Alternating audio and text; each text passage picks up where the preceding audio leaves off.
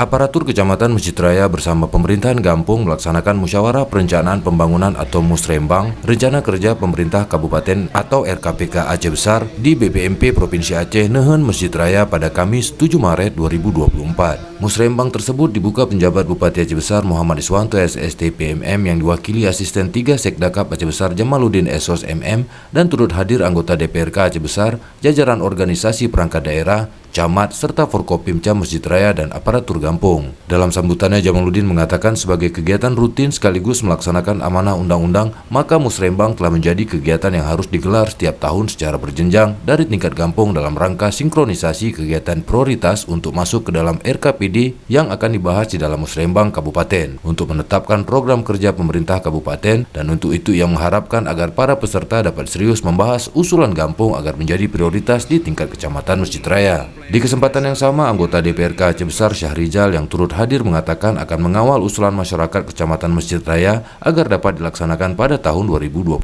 nanti. Karena hasil Musrembang merupakan aspirasi masyarakat, sehingga sebagai perwakilan masyarakat tentu sudah menjadi tugas dan kewajibannya untuk mengawal sehingga dapat terrealisasi. Sementara itu, Camat Mesjid Raya Munazar SE dalam laporannya menyampaikan Kecamatan Mesjid Raya mengayomi 13 Gampung dan akan bersama-sama melaksanakan musyawarah dalam menetapkan usulan prioritas untuk masuk dalam rencana kerja Pemkab Aceh Besar tahun depan. Ia juga mengaku beberapa Musrembang yang lalu Kecamatan Mesjid Raya pernah mengusulkan gedung serbaguna sebagai tempat kegiatan bersama, namun belum terrealisasi. Sehingga melalui Musrembang tahun ini, gedung serbaguna diharapkan dapat masuk kembali dalam usulan prioritas sebagai tempat pemusatan kegiatan bersama. Musrembang RKPD Pemkab Aceh Besar tahun 2025 mengangkat tema memantapkan reformasi birokrasi, pertumbuhan ekonomi, dan meningkatkan pengembangan kawasan unggulan yang berkelanjutan. Dalam penentuan program prioritas nantinya terbagi dalam 3 kelompok kerja, yaitu Pokja Ekonomi, Pokja Sosial Budaya, dan Pokja Sarana dan Prasarana.